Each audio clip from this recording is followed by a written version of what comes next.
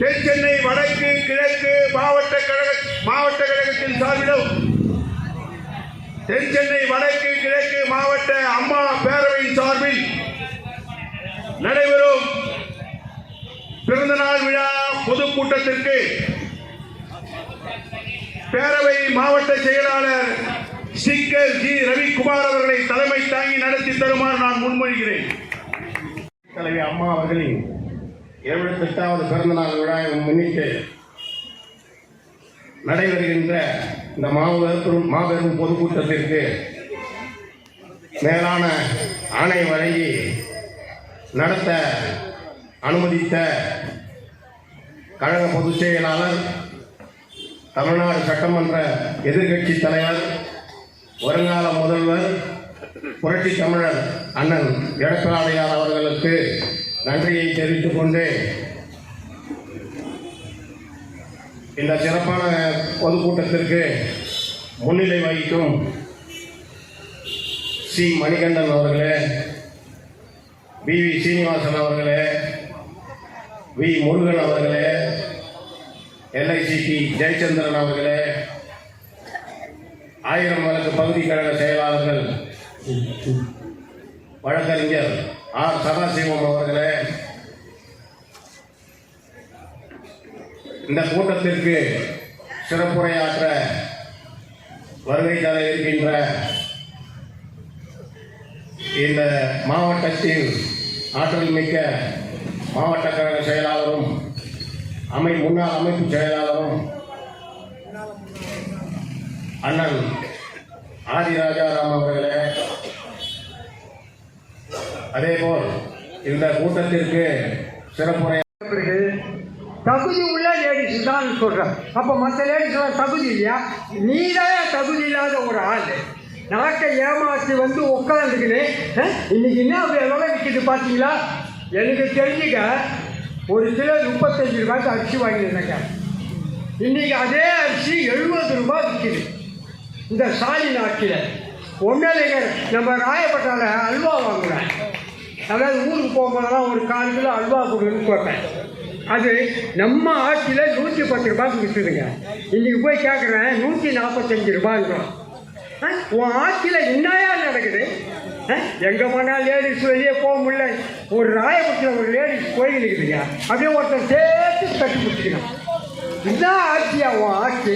நீனும் பெருசாக ஒரு ஆனால் ஒன்று இந்த டிவிக்காரங்க தான் ஐஸ்வர்யமாக ஒரு பசங்க ஆகிறாங்க. ரொம்ப பேர் எப்போ பாருங்க ஸ்டாலினே காமிக்கிறீங்க.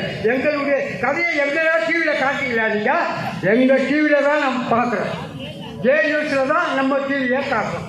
ஆனால் இது ஸ்டாலினும் ஆசைப்பட்டு அவர் என்ன சொல்கிறாரு, உங்கள் கனவு என்னான்னு சொல்லுங்க, நான் செஞ்சு கொடுக்குறேன். ஒவ்வொருத்தருக்கும் ஒரு கனவு வருங்க. இப்போ நம்ம மோதல் இருக்கிறாங்க, ஜெயந்தரா கனவுல வந்து சேர்த்து கொடுத்துட்டு கொடுத்தியா? கனவுனா என்னையா? உனக்கு கனவு வரலாமா? நீ தமிழா இருக்கிற, ஆனால் எங்கே பார்த்தாலும் வெள்ளைக்காரன் பேண்ட்டை போட்டு வர வேஷ்டிய விழா கட்டியா நீ சின்ன பையன் மாதிரி நாட்டு மக்கள் எவ்வளோ நாளைக்கு உங்கள் அப்பா பல தடவை ஏமாத்துறாரு. அந்த அப்பா இப்படி தான் நான் ஆட்சிக்கு வந்தால் 2 ஏக்கர் நிலம் தருவேன் அப்போ. ஆனால் ஒரு ஜான் நிலம் கூட கொடுக்கல அந்த ஆள். அதே பீலாவை இந்த ஆளை விட்டு நான் வந்தால் முதல்ல வீல் தேர்வுக்கு கை போடுவேன். இன்னி வரைக்கும் என்ன ஆச்சு? நீ இப்போ வந்து 3000 ரூபாய் கொடுக்குற ரேஷன் கார்டு, ஆனால் போன வருஷம் ஏன் கொடுக்கல? வெறும் கரும்பை வச்சு நட்டை வச்ச கரும்பு கட்டிக்கோ. ஆனால் இந்த தடவை ஏன் கொடுத்த? எப்படியாவது ஓட்டை அமைக்கிட்டு போடணும், ஏழை மக்களை ஏமாற்றி வாங்கி கொடுக்கணும். இதுக்கானே நீங்கள் கொடுத்துக்கிற 5000 ரூபாய் எதுக்கு கொடுத்த? 1000 ரூபாய் மாதம் 2 மாதத்துக்கு ஆகும். கோடை காலத்துக்கு சேர்த்து 5000 ரூபாய் கொடுக்குறோம். யார் உங்களுக்கு தர? வீட்டில் இந்த வருஷம் தர 5 லட்சம் கோடி வாங்கியிருக்காங்க இந்த ஆள் கடை. எடப்பாடி ஆட்சி இருக்கும்போது அவர் பட்ட கஷ்டம் கொஞ்சம் நெஞ்சல, அது கொஞ்சம் நான் சொல்லி தான் ஆகணும். அதாவது அவர் ஆட்சிக்கு அம்மா இறந்ததுல ஆட்சியில் உட்காந்தாங்க. ஒரு வருஷம் இதே ஸ்டாலின் தொக்காத்தின்னு 10 நாளில் கூடுது, 15 நாளில் கூடுது, 20 நாளில் கூடுது. இதே ஒரு வருஷம் போயிடுச்சு. அதுக்கப்புறம் புயல் வந்துடுச்சு. புயல் வந்து நாட்டில் ரொம்ப கஷ்டமான சூழ்நிலை ஆயிடுச்சு. அந்த புயலே சரி பண்ணார் நம்ம எடப்பாடியார். அதுக்கப்புறம் என்ன ஆச்சு? 2 வருஷம் கொரோனா வந்ததுங்க. கொரோனா வந்தது. அந்த கொரோனாவில் இந்தியாவிலே, அதாவது இந்தியாவிலே அதிக சாவு விடாத ஒரு ஊர் எதுனா தமிழ்நாடு. அதை காப்பாற்றினார். சின்னதாக அந்த துண்டை இதை போட்டுக்கிட்டு ஒவ்வொரு ஆஸ்பத்திரியாக போனார். விஜயபாஸ்கர் அவரோட டாக்டர் தான். அவரும் ஒவ்வொரு ஆஸ்பத்திரியாக போனார், ஏழை மக்களையும் பொதுமக்களையும் பார்ப்பதற்கு. ஆனால் நீ என்ன பண்ண? அதே கொரோனா நீ இருக்கும்போது கொஞ்சம் வந்தது. இவர் போறாங்க ஆஸ்பத்திரி. எப்படி போறாரு தெரியுங்களா? மொத்தமாக மூடினா அந்த பயிர் இன்ஜின்கார மாதிரி. இந்த பக்கம் உள்ள கீழே கிட்ட மொத்தம் முடிக்கணும். எந்த பக்கமும் காற்றுல போயிடுவோம் கொரோனா. இப்படி ஒரு முதல் மந்திரியை நீங்கள் எங்கன்னா பார்த்துக்கிறீங்களா? கேட்டை ஒன்று போட்டுக்கின்னு, ஷூ ஒன்று போட்டுக்கின்னு, கண்ணு மட்டும் தாங்க சொல்லுது, மிச்ச எல்லாத்தையும் மூடிக்கலாம். நீ எல்லாம் இந்த நாட்டில் ஆட்சியில் உட்காந்தா இந்த கெஜி இதுதான் கெஜி படுறோமே. என் வீட்டிலங்க புரட்சி தலைவி அம்மா அவர்களின் 78வது பிறந்தநாள் விழா கூட்டம். புரட்சி தலைவி அம்மா அவர்கள் 6 முறை முதலமைச்சராக இருந்தார்கள். புரட்சி தலைவர் டாக்டர் எம்ஜிஆர் அவர்கள் 3 முறை முதலமைச்சராக இருந்தார்கள். தமிழ்நாட்டிலே மிக சிறப்பாக வரலாற்று முன்னேற்றம் எழுதக்கூடிய சாதனைகளை புரட்சி தலைவரும் புரட்சி தலைவி அம்மா அவர்களும் செய்தார்கள். ஒவ்வொரு சாதனையும் முன்னேற்றம் எழுதக்கூடியவை. புரட்சி தலைவி அம்மா அவர்கள் செய்த சாதனைகள். அவர்கள் ஆட்சிக்கு வந்தவுடன் முதலே 1991 விடுதலை புலிகளை முதலில் ஒழித்து கட்டினார்கள். 20 கிலோ அரிசியை ரேஷனிலே இலவசமாக தருவதற்கு விலையில்லா அரிசியை 20 கிலோ அரிசியை வழங்கி தந்தவர் புரட்சி தலைவி அம்மா அவர்கள். புரட்சி தலைவி அம்மா அவர்கள் தான் அம்மா உணவகத்தை கொண்டு வந்தார்கள். புரட்சி தலைவி அம்மா அவர்கள் தான் தாலிக்கு தங்கம், மாணவிகளுக்கு 10ஆம் வகுப்பு படிக்கின்ற மாலை 25,000 பணம், 1 சவரம் தங்கம் தாலிக்கு தங்கம், கல்லூரி படிக்கின்ற மாணவிகளுக்கு 50,000 பணம், 1 சவரம் தங்கம் தாலிக்கு. இப்படி தாலிக்கு தங்கம், செலவுக்கு பணம், இதெல்லாம் கொடுத்தார்கள். இன்றைய ஆண்டு கொண்டிருக்கின்ற முதலமைச்சர் தமிழ்நாட்டு கொள்ளை கூட்டக்காரன், சர்க்காரிய ஊழல் குற்றவாளி, ஒருமுறை தேச விரோத செயலில் ஈடுபட்ட காரணத்தினால் இந்த கருணாநிதி அரசை 2 முறை டிஸ்மிஸ் செய்யப்பட்டார். இந்த கருணாநிதி அந்த கொள்ளை கூட்டக்காரனின் மகன் மு.க. ஸ்டாலின், உதயநிதி இன்றைக்கு இந்த தமிழகத்தை ஆண்டு கொண்டிருக்கிறார்கள். 4.25 வருடம் தமிழகத்தை ஆண்டு கொண்டு 520 வாக்குறுதிகளை கொடுத்து எந்த வாக்குறுதிகளும் நிறைவேற்றாமல் இன்றைக்கு பொய் வாக்குறுதிகளை கொடுத்து இன்றைக்கு ஆட்சி முடிகின்ற நேரத்தில் அம்மா கொடுக்கின்ற லேப்டாப் கொடுக்கிறேன், அதை கொடுக்கிறேன், இதை கொடுக்கிறேன், 3000 கொடுக்கிறேன், 5000 கொடுக்கிறேன் என்று ஓட்டுக்காக பணத்தை கொடுத்துக் கொண்டிருக்கிறார்கள். இவர்கள் ஊழல் செய்தார்கள். 1.5 ஆண்டு காலத்திலே 30,000 கோடி ஊழல் செய்தார்கள். ஆதிராஜரா மன்னன் மாவட்ட கழக செயலாளர் 1000 தொகுதியிலும் சேப்பாக்கம் தொகுதியிலும் தெருமுனை கூட்டத்தை போட்டார்கள். அந்த 30,000 கோடி ஊழல் யார் செய்தது சொன்னார் என்றால் பிடிஆர் பழனிவேல் தியாகராஜன், நிதி அமைச்சர், திமுக நிதி அமைச்சர் சொல்லுகிறார். சபரீசன், உதயநிதி ஸ்டாலின் இவர்கள் கொள்ளையடித்த பணம் 30,000 கோடி. நாங்கள் கூட்டம் போட்டு பேசினோம் சேப்பாக்கம் திருவல்லிக்கேணி தொகுதியில். ஆனால் இன்று வரை அந்த 30,000 கோடி எங்கே போனது என்று தெரியவில்லை. எல்லாம் ஃபாரின் கண்ட்ரிஸுக்கு போயிருக்குது. அபுதாபி எல்லாம் வெளியூருக்கு போய் வெளிநாட்டிலே முதலீடு அப்பப்போ இந்த ஃபாரின் போறது, வெளிநாட்டிலே முதலீடு செய்திருக்கிறார்கள். இன்றைக்கு நேரு 1020 கோடி ஊழல் உள்ளாட்சி துறையிலே அப்பாயின்மெண்ட் போடுறதிலே அவர் ஊழல் செய்திருக்கிறார். இந்த ஊழலை இடி ரைடு பண்ணி எல்லாம் அக்கு வேற ஆணி வேற எஃப்ஐஆர் போட்டு சார்ஜ் ஷீட் போட்டுக்கிறாங்க. ஆனால் டிஜிபி கேஸ் போட மாட்டாங்க. ஆளுங்கட்சியினால டிஜிபி கேஸ் போடல. இவர் ஊழல் பண்ணி அதுவும் 60% கட்சி நிதி வாங்கியிருக்கிறாங்க. இந்த துட்டு 1020 கோடி ஊழல்ல 60% பொலிட்டிக்கல் டொனேஷன், அரசியலுக்காக டொனேஷன் வாங்கி எல்லாம் அக்குவார் ஆணிவார் எழுதியிருக்கிறாங்க. எனக்கு கோர்ட்டில் எஃப்ஐஆர் போட சொல்லி வாங்கியிருக்கிறாங்க. அந்த கோர்ட்டு தீர்ப்பு கொடுத்தும் இன்றைக்கு வழக்கு பதியாமல் இருக்கிறார்கள். இப்படி ஊழல் செய்து நீ ஆம்பளையா இருந்தாங்க, நீ வழக்க தண்டிடா மு.க. ஸ்டாலின் அதில் முழுக்க பங்கு இருக்குதான் அந்த 1200 கோடியில். என்னால கேஸ் போடாமல் நீ தள்ளிங்க இருக்கிறேன். இன்னைக்கு 5000 கொடுத்து ஓட்டு போடுறாங்களா? திமுக காரன் கொள்ளையடித்து வைத்திருக்கின்றார். 4000 கோடி இங்கே மேயர் பிரியா கொள்ளை அந்த மழைநீர் மேம்பாட்டுக்காக 4000 கோடி மத்திய அரசு கொடுத்தார்கள். 4000 கோடி அதிலும் கொள்ளையடித்தார்கள். இப்படி கொள்ளையடித்த பணத்தை வைத்துக் கொண்டு இன்றைய தினம் ஓட்டுக்கு துட்டு கொடுக்கலாம், அங்க மிக்சி கிரைண்டர், உதயாநிதிக்கு வந்து மிக்சி கிரைண்டர் கொடுக்குறாரு. இவர் கரும்பு, இவர் பொங்கலுக்கு 3000 கொடுக்குறாரு. 2 வருஷம் பொங்கலுக்கு கொடுக்கல. ஓட்டுக்காக பொங்கலுக்கு 3000, 5000, பிப்ரவரி, மார்ச், ஏப்ரலுக்கு 1000. கோடை காலத்துக்கு வந்து 2000. 4 வருஷமா கோடை காலம் எங்கடா போச்சு? நீ கோடைக்காலம், இப்ப கோடைக்காலம் 2000. இப்படி பணத்தை கொடுத்து ஓட்டு வாங்கி விடலாம் என்று திட்டம் போட்டிருக்கிறார்கள். இவர்கள் கோடி கோடியாக கொள்ளையடித்த பணத்தை இவர்கள் தமிழ்நாட்டிலே விநியோகம் செய்து இவர்கள் வெற்றி பெற்று விடலாம் என்று நினைக்கிறார்கள். கழகத்தினுடைய பொதுச் செயலாளர்,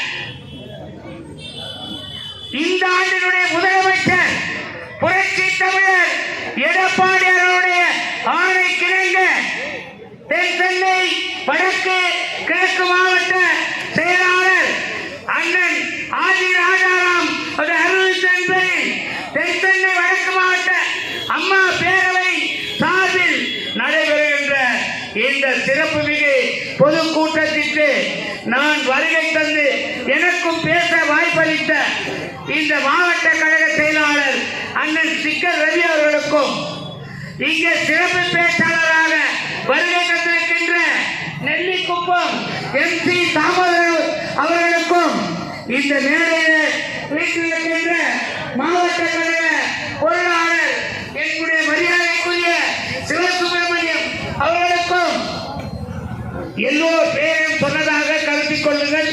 எனக்கு தந்திருக்கிற நேரம் 5 நிமிடம் தான். இந்த 5 நிமிடத்திலே இந்த இடத்திலே இந்த பொதுக்கூட்டம் ஒரு வரலாற்று சிறப்புமிக்க பொதுக்கூட்டம். ஏனென்றால் 1972 அக்டோபர் திங்களிலே புரட்சி தலைவர் கட்சியை தொடங்கிய போது இதே பழனியம்மன் கோயில் தெருவை சார்ந்த ஜெயபாலன் இந்த பகுதியுடைய முதல் பகுதி செயலாளர். அந்த வரலாற்றை நிரூபிக்கின்ற வகையில் அன்றைக்கு போர்க்குரல் கொடுத்த இந்த பழனியம்மன் கோயில் சந்தையில்தான் இன்றைக்கு இந்த கூட்டம் இதோ இருக்கிறது. இந்த அரசமரம் பக்கத்திலே தான் ஜெயபாலனுடைய சைக்கிள் கடை. நைட் 1 மணிக்கு வந்தால் நாங்கள் சைக்கிளிலே அழைத்து செல்வோம். இந்த பகுதியிலே இது 1972 77 வரை இது திருவல்லிக்கேணி ஒரே தொகுதியாக இருந்தது. 77க்கு பிறகுதான் சேப்பாக்கம் தொகுதி உருவானது. அந்த சேப்பாக்கம் தொகுதி உருவானதற்கு முன்னாலே இங்க இருந்த வட்ட செயலாளர் இப்போ இருக்கிற நம்முடைய மீனவரணி மாநில இணை செயலாளர் இல்லை, ஏற்கனவே ஒரு வட்ட மீனவர் இருந்தாரு. இந்த தொகுதி நமக்கு நாடாளுமன்ற தேர்தலிலே வெற்றி வாகை சூடிய தொகுதி. இந்த தொகுதியிலே தான் இந்த தடவை இரட்டையை நிற்கிறது. இந்த இரட்டையை நிற்கிற இந்த தொகுதியிலே கூட்டம் இந்த தெருவில் போட்டிருக்கிறார் என்றால் அடுத்து நம்முடைய புரட்சி தலைவர் புரட்சி தமிழர் எடப்பாடியாருடைய ஆட்சி வர இருக்கிறது. நான் ஒண்ணு மட்டும்தான் அதிகமா பேச விரும்பல. ஸ்டாலின் என்று ஒரு கையை வச்சுக்கிட்டு 1000 ரூபாய் கொடுத்த தடுக்க பார்த்தார்கள். அதனால் 5000 தருகிறேன். முத்துவேல் ஸ்டாலின் கருணாநிதி 1000 ரூபாய் கொடுத்த ஸ்டாலின் மாநிலத்த ஸ்டாலின் யாரா தடுத்தாங்க? நாங்க சட்டமன்றத்தில் குரல் கொடுத்தோம். 28 மாசம் குரல் கொடுத்தோம். 28 மாசம் பொறுத்து அந்த 1000 ரூபாய கொடுக்குற. இப்ப வந்து 5000 ரூபாய்ன்ற அந்த 28,000 ரூபாய் சேர்த்து கொடுத்தீங்கன்னா நீ மனுஷன். இப்போ பிஜேபியோட நாங்க சேர்ந்ததுனால நாங்க பூஜ்யம், அவங்க பூஜ்யன்றாங்க. ஸ்டாலின் நாங்க ராஜ்யம், நீ தாண்டா பூஜ்யம். எடப்பாடியார் ஆட்சி காலகட்டத்திலே தமிழகத்தில் ஒரு மிகவும் சீர்கேடான ஒரு செயலானது நடைபெற்றுக் கொண்டிருக்கின்றது. அது என்ன என்று பார்க்கின்ற பொழுது அது கிராமப்புற பகுதிகளில் இருந்து நகரப்புற பகுதிகளில் இருக்கின்ற அனைத்து பகுதிகளில் இருக்கின்ற சிசுக்களை கொலை செய்து அந்த சிசுக்களை பூத்தி விடுகின்றார்கள். குறிப்பாக பெண் சிசுக்கள் பிறந்தாலே அந்த பெண் தன்னுடைய வீட்டுக்கு ஆகாதவள், அவளை கல்யாணம் செய்து கொடுக்கின்ற பொழுது அவளுக்கு வரதட்சணை அதிகமாக கொடுக்க வேண்டும். மேலும் அவள் என்னுடைய ஜாதி விட்டு ஜாதி கடந்து ஒருவனை திருமணம் செய்தால் அது என்னுடைய குடும்பத்திற்கு அவமானம் என்று சொல்லி நினைத்த காலகட்டம் தான் அன்றைய 1992 காலகட்டங்கள். அன்றைக்கு பதவியில் ஏற்ற புரட்சி தலைவி அம்மா அவர்கள் தமிழகத்தில் ஒரு திட்டத்தினை கொண்டு வருகின்றார். அந்த திட்டம்தான் தொட்டில் குழந்தைகள் திட்டம் என்ற ஒரு திட்டத்தினை சிறப்பாக தமிழகத்தில் கொண்டு வருகின்றார். அந்த திட்டத்தினை ஆரம்பிக்கின்ற பொழுது இன்றைய கழக பொதுச் செயலாளராக இருக்கின்ற புரட்சி தமிழர் எடப்பாடியார் அவர்கள் இருக்கின்ற சேலம் பகுதியில் இந்த திட்டத்தினை முதல் முறையாக தொடங்குகின்றார். இந்த திட்டத்தினை தொடங்குகின்ற பொழுது மருத்துவமனை பகுதிகள் மற்றும் பொது இடங்களிலே ஒரு தொட்டிலை வைத்து விடுவார்கள். அந்த தொட்டிலே யாருக்கு பெற்ற குழந்தையை வளர்க்க மனமில்லாமல் அந்த தொட்டிலில் கொண்டு போடுகிறீர்களோ, இந்த தமிழகத்தில் தாயாக விளங்குகின்ற புரட்சி தலைவி அம்மா அவர்கள் அந்த குழந்தையினை வளர்ப்பார்கள். வளர்ப்பதோடு மட்டுமல்லாமல் அந்த குழந்தைக்கு என்னென்ன செய்ய வேண்டுமோ, அந்த குழந்தைக்கு என்னென்ன ஏற்பாடுகள் கல்வி முதல் திருமணம் வரை அனைத்து செயல்பாடுகளையும் அன்றைக்கு புரட்சி தலைவி அம்மா அவர்கள் செய்து கொடுத்தார்கள். இன்றைய காலகட்டம் வரைக்கும் அந்த திட்டத்தினால் 6000க்கும் மேற்பட்ட பிள்ளைகள் பயன்பெற்றிருக்கிறார்கள் என்றால் அது ஒரு தாயினுடைய வரலாறு என்று சொல்லலாம். அன்னை தெரசா அவர்கள் சென்னைக்கு வந்திருந்த பொழுது அவர்கள் புரட்சி தலைவி அம்மா அவர்களை சந்திக்கிறார்கள். சந்திக்கின்ற பொழுது அவரிடம் சொல்கிறார்கள், புரட்சி தலைவி அம்மா அவர்களை பார்த்து அன்னை தெரசா அவர்கள் சொல்கிறார்கள், நீங்கள் கொண்டு வந்த திட்டங்களிலே மகளிருக்கான கொண்டு வந்த திட்டங்கள் மிகவும் சிறப்பான ஒன்றாக காணப்படுகின்றது. இந்த திட்டங்கள் இன்னும் மேலும் பருக வேண்டும், இன்னும் பெருகி பெருகி நாளடைவில் இந்த திட்டத்தை உலகம் முழுவதும் இருக்கின்ற அனைவரும் பின்பற்றி அவர்களுடைய இடங்களிலும் அதை சிறப்பாக செயல்படுத்த வேண்டும் என்று சொல்லி இறைவனிடம் பிரார்த்திக்கிறேன் என்று சொல்லி அன்னை தெரசா அவர்கள் சொல்லிவிட்டு சென்றார் என்று வரலாறு கூறுகின்றது. அன்பானவர்களே, சென்னைக்கு கன்னியாகுமரி மாவட்டத்திலிருந்து 2023ஆம் ஆண்டு ஒரு வாலிபன் கிளம்பி வருகின்றான். அவன் ஒரு புத்தக பையுடன் வருகின்றான். அந்த புத்தக பையிலே 2 ஜோடி துணிமணிகள் மற்றும் கையிலே அவனுடைய தாயார் 100 நாள் வேலைக்கு செல்கின்ற ஒரு தாயார் 1000 ரூபாவை கொடுத்து விட்டு, மகனே பத்திரமாக சென்று விட்டு வா, உன்னுடைய பணிகள் சிறக்கட்டும் என்று சொல்லி ஆசி கூறி அனுப்புகின்றார்கள். அவனும் வருகின்றான். இந்த சென்னை பகுதியிலே சின்னமலை என்று சொல்லக்கூடியதான ஒரு பகுதியிலே வந்து இறங்குகின்றான். அவனுடைய நண்பர்களுடன் இருக்கின்றான். இருக்கின்ற அவனுக்கு கையில் இருந்த பணமோ வெறும் 1000 ரூபாய் மட்டுமே. இந்த 1000 ரூபாயை வைத்துக் கொண்டு நான் என்ன செய்வேன், என்னுடைய வயது பசியை எப்படி ஆற்றுவேன் என்று சொல்லி திகைத்துக் கொண்டிருக்கின்றான். அந்த வாலிபனுடைய கண்ணில் பட்டதுதான் அம்மா உணவகம். அவன் அந்த அம்மா உணவகத்திற்கு காலையில் செல்கின்றான். காலையில் சென்று விட்டு 3 இட்லி வாங்குகின்றான். அந்த இட்லியின் விலை வெறும் 3 ரூபாய். மத்தியானம் செல்கின்றான். அங்கே தயிர் சாதம் இருக்கின்றது, கறிவேப்பிலை சாதம் இருக்கின்றது மற்றும் பல சாதங்கள் இருக்கின்றது. அந்த சாதத்திலே தயிர் சாதத்தை ஒரு டிஃபன் பாக்ஸிலும் இன்னொரு கறிவேப்பிலை சாதத்தை இன்னொரு டிஃபன் பாக்ஸிலும் வாங்கி கொண்டு தன்னுடைய பணிக்கு செல்கின்றான். சென்றுவிட்ட அந்த வாலிபனுடைய வாழ்க்கை அம்மா உணவகத்திலே தன்னுடைய பணியில் எப்பொழுது அவனுக்கு சம்பளம் வருகின்றதோ அதுவரைக்கும் அந்த அம்மா உணவகம் மட்டுமல்லாமல் இந்த அளவும் அந்த மாணவனுடைய வாழ்க்கையிலே அந்த அம்மா உணவகம் பயன்படுகிறது என்றால் அது அம்மா உணவகத்தின் சாதனை தான். அந்த வாலிபன் வேறு யாரும் இல்லை, நான் தான். நான் கன்னியாகுமரி மாவட்டத்தில் இருந்து இங்கே வருகின்ற பொழுது என்னுடைய தாயார் தந்து விட்டது வெறும் 1000 ரூபாய். ஆனால் இந்த அளவும் என்னுடைய வயிற்று பசியை போக்குகிறது என்றால் அது அம்மா உணவகத்தின் சாதனை தான். அம்மா அவர்கள் கொண்டு வந்ததின் நோக்கம், என்னுடைய பிள்ளைகள் வாலிபர்கள் வேறு மாவட்டத்தில் இருந்து பெரும் தலைநகர்களுக்கு வருகின்ற பொழுது அவர்களுடைய பசியை ஆற்ற வேண்டும். அவர்களுடைய அம்மாவின் மடியில் இருந்து கிடைக்கின்ற அந்த உணவினை சாப்பிடுவது போல என்னுடைய பிள்ளைகள் சாப்பிட வேண்டும் என்று சொல்லி கொண்டு வரப்பட்ட திட்டம் இன்றைக்கு என்ன நிலைமையில் இருக்கிறது என்று நீங்கள் சிந்தித்து பார்க்க வேண்டும். அம்மா உணவகத்தை இந்த திமுக ஆட்சிக்கு வந்ததிலிருந்து படிப்படியாக குறைத்துக் கொண்டிருக்கிறார்கள். அது மட்டுமல்லாமல் குறிப்பாக பட்டினப்பாக்கம் பகுதியில் இருந்த அம்மா உணவகத்தை இன்றைக்கு மூடுகின்ற அவல நிலைக்கு இந்த ஆட்சி தள்ளப்பட்டிருக்கின்றது. அந்த இடங்களிலே செல்கின்ற பொழுது குறிப்பாக தரத்தை குறைத்து விட்டார்கள். போதுமான உணவுப் பொருட்களை வாங்கி கொடுக்காததால் அவர்கள் தரத்திலே தங்களுடைய வாழ்வாதாரத்தை கம்மி பண்ணி கொண்டிருக்கின்ற நிலைமைதான் இன்றைக்கு தமிழகத்தில் நிறைவு கொண்டிருக்கின்றது. அன்பானவர்களே, மகளிர் பாதுகாப்பாக இருக்க வேண்டும் என்று சொல்லி அனைத்து மகளிர் காவல் நிலையத்தை இதே 1000 விளக்கு பகுதியில் அன்றைக்கு 1992ஆம் ஆண்டு புரட்சி தலைவி அம்மா அவர்கள் கொண்டு வருகின்றார்கள். அந்த மகளிர் காவல் நிலையத்தில் அனைத்து மகளிரும் பெண் காவலர்களாகவே இருக்கின்றார்கள். ஏன் தெரியுமா கொண்டு வருகின்றார்கள்? கொண்டு வந்தது, ஒரு மகளிர் பாதிக்கப்படுகின்ற பொழுது எந்த ஒரு ஆண் காவலரிடம் போய் அவர்களை பற்றி அவர்களுக்கு என்ன நடந்தது என்று பற்றி விரிவாக விளக்கி சொல்ல முடியாது.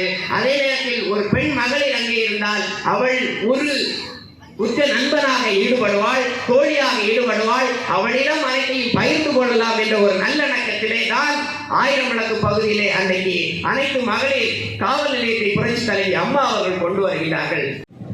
தாய்மார்களே, அனைத்து இந்திய அண்ணா திராவிட முன்னேற்ற கழகம் ஏழைகளுக்காக ஆரம்பிக்கப்பட்ட இயக்கம். ஏழை பாழைகளின் கட்சி அதிமுக.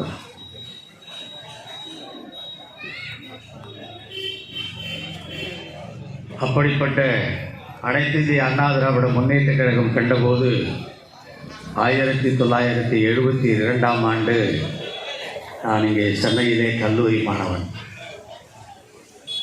மாணவ பருவத்திலிருந்து இந்த தேர்தலை நான் கண்டதனால் இந்த இயக்கம் எப்படி ஏழ்மையிடம் தாழ்மை நிலையிலே உள்ளவர்களிடம் வளர்ந்தது என்பதை நானும் ஓரளவிற்கு உங்களைப் போல அறிந்தவன். என்னை போன்ற பலர் இந்த இயக்கத்தில் ஆரம்ப நிலையிலிருந்து இருப்பவர்கள் இருக்கிறார்கள். இந்த இயக்கம் வேரூன்றி இதுவரையில் இத்தனை சோதனைகள் வந்தபோதும் எழுந்து நின்றிருக்கிறது என்று சொன்னால் இந்த இயக்கத்தை கண்ட புரட்சித் தலைவர் எம்ஜிஆர் அவர்களும் இந்த இயக்கத்தை வளர்த்து ஆளாக்கி சீர்தூக்கி நிலைநிறுத்திய புரட்சித் தலைவி அம்மா அவர்களும் இந்த இயக்கத்தை 3ஆம் தலைமுறையிலிருந்து 4ஆம் தலைமுறைக்கு அழைத்து சென்று கொண்டிருக்கின்ற புரட்சி தமிழர் அண்ணன் எடப்பாடியார் அவர்களும் தான் காரணம். இப்படிப்பட்ட தலைவர்கள் நமக்கு கிடைத்ததனால் 100 ஆண்டுகளுக்கு மேலாக இந்த இயக்கம் இருக்கும் என்று புரட்சி தலைவி அம்மா அவர்கள் சட்டமன்றத்திலே சொன்னார்களே, அது இன்று நிறுவனமாகிக் கொண்டிருக்கிறது. அனைத்து இந்திய அண்ணா திராவிட முன்னேற்ற கழகம் ஒரு மாபெரும் இயக்கம். இந்த இயக்கத்திற்கு மாற்று திராவிட முன்னேற்ற கழகம். இப்படிப்பட்ட நிலையிலே தான் நாம் தேர்தலை சந்தித்தோம். தேர்தல் களம் என்பது நம்மை எதிர்நோக்கி காத்திருக்கிறது ஓரிரு மாதங்களில். அப்படிப்பட்ட நிலையிலே இந்த பொதுக்கூட்டம் அன்பு தம்பி பெல்ஜின் அவர்கள் சொன்னதைப் போல அவர்கள் பாணியிலே பட்டத்து இளவரசன் தொகுதி, துணை முதலமைச்சர் தொகுதி, இது எப்படி இருக்க வேண்டும்? அவர் மிக அழகாக சொன்னார். குடிசை வாழ் மக்கள் பகுதியிலே போகின்ற போதும், பக்கிங்காம் கால்வாய் பகுதியிலே போகின்ற போதும் அதை திரைச்சீலை போட்டு மறைத்திருக்கிறார்கள். அவருக்கு தெரிந்துவிடக்கூடாது. மன்னா மும்மாறி பொழிகிறதா வானம் என்று கேட்டால் பொழிகிறது மன்னா என்று சொல்லுகிறார்களே, அதை போல துதிபாடுகின்ற ஒரு மு.க. ஸ்டாலின் அவர்கள் ரொம்ப பெருமையா மாற்றி பேசுகிறார். எங்களுடைய 5 ஆண்டு கால ஆட்சி சாதனைகளை 100,000 ஆண்டுகள் பேசும். 5 ஆண்டுகளோட ஆட்சியை சாதனையை 1000 ஆண்டுகள் பேசணும்னா எதுக்கு உன் பிள்ளை இந்த தொகுதியை விட்டு வேற தொகுதியை தேடி ஓடலாம்? இது அவ்வளவு சாதனை பண்ணிருக்கீங்க. எதுக்கு வேற தொகுதி விட்டு தேடி ஓடணும்? ஏன்னா கக்கூச கூட விட்டு வைக்காம காசு பார்த்துட்டா இல்ல, அதனாலதான் ஓடுறோம். இந்த ஆட்சியில சட்டம் ஒழுங்கு சந்தி சிரித்துக் கொண்டிருக்கிறது. விலைவாசி விஷம் போல் ஏறிக்கொண்டிருக்கிறது. விண்ணோடும் உயிரோடும் விளையாடும் விலைவாசின்னு சொன்னான் அவன் பாட்ட, உதயநிதியோட பாட்டை நம்முடைய புரட்சி தலைவர் அம்மாவோட ஆட்சி காலத்துல பாடுறாங்க. இன்னைக்கு விலைவாசி அந்த விண்ணையும் உயிரையும் தாண்டி ராக்கெட் வேகத்தில் செவ்வாய் கிரகத்தில் நோக்கி அமெரிக்காவிடம் ராக்கெட்டோடு போட்டி போட்டு வைத்துக் கொண்டிருக்கிறது. எல்லாத்துக்கும் வரி. ஸ்டாலின் சொன்னாப்புல தேர்தல் அறிக்கையில, நான் ஆட்சிக்கு வந்தால் கொரோனா தாக்கத்திலிருந்து மக்கள் மீண்டு அந்த பொருளாதார இக்கட்டிலிருந்து மீண்டு தேறுகின்ற வரையில் எந்த வரியும் விதிக்க மாட்டேன், சொத்து வரி, மின்கட்டண வரி, குடிநீர் வரி எல்லாம் விதிக்க மாட்டேன்னு சொன்னாங்க. இப்ப மக்கள் எல்லாம் கொரோனா தாக்கத்திலிருந்து அவரோட ஆட்சி வந்த உடனே எல்லாம் நல்லாயிட்டீங்க. அதனாலதான் சொத்து வரி 150% உயர்த்திருக்காங்க, மின்கட்டணம் 100% உயர்த்திருக்கிறாப்புல, குடிநீர் வரி உயர்த்திருக்கிறாப்புல, குப்பை வரி உயர்த்திருக்கிறாப்புல, ரோட்ல கடை போட்டு விற்கிறவனுக்கு வரி, தலையில கூடையில தூக்கின்னு போய் வியாபாரம் பண்றவங்களுக்கு வரி, சைக்கிள்ல வச்சு இடியாப்பம் விற்கிறவனுக்கு வரி, இப்படி எல்லாத்துக்கும் வரி கொடுக்கணும். இவர்கள் ஆட்சியில ஒவ்வொரு குடும்பத்திற்கும் சாதாரண அடித்தட்டு மக்களின் குடும்பத்திற்கும் இவன் ஆட்சிக்கு வந்த பிறகு இந்த 5 ஆண்டு காலத்துல அந்த விலைவாசியால ஒவ்வொரு குடும்பமும் 4 - 5 லட்சம் கூடுதலா செலவு பண்ணியிருக்காங்க. ஒவ்வொரு குடும்பத்தின் தலையிலும் ஒவ்வொரு ரேஷன் கார்டு கடன் 1.25 லட்சத்திலிருந்து இப்ப 2.25 லட்சம் வரைக்கும் ஆகிட்டாங்க. சுதந்திரம் அடைந்து 1947ஆம் ஆண்டிலிருந்து 2021 ஆண்டு வரை தமிழ்நாட்டான கடன் 4.73 வருஷத்துல தமிழ்நாட்டுக்கு கடன் 4.53 லட்சம் கோடி தான்.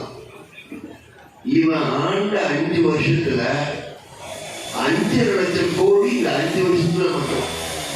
73 வருஷத்துல 4 லட்சம் கோடி தான் வரி. இவன் வந்து 5 வருஷத்துல 5 லட்சம் கோடி கடன்.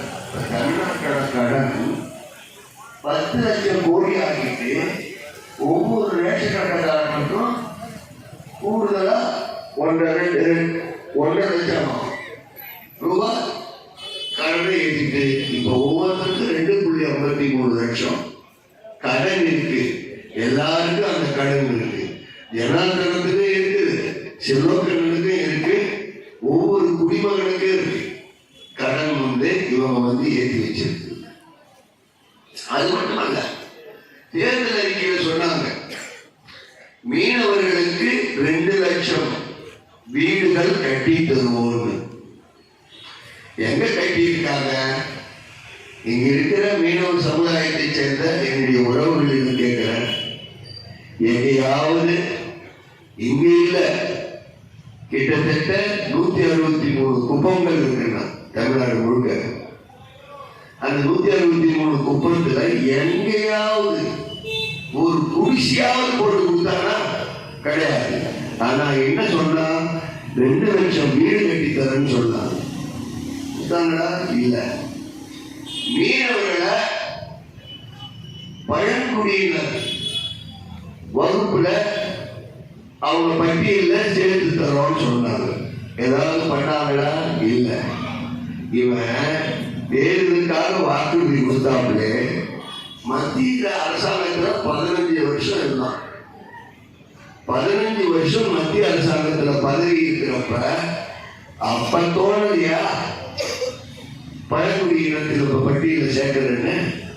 எப்படியெல்லாம் ஏமாத்துறான், விதவிதமா ஏமாத்துறான். எப்படி ஏமாத்துறதுன்றது கத்துக்கணும்னா திமுக காரன் கீழே இருந்து மேலே இருக்கிற அத்தனை பேரையும் கத்துக்கலாம். அன்றைக்கு உலகத்தை மாறன் அமைச்சர் 7 பேர் அமைச்சராக இருந்தார்கள். 7 பேர் அமைச்சராக இருந்தார்கள்.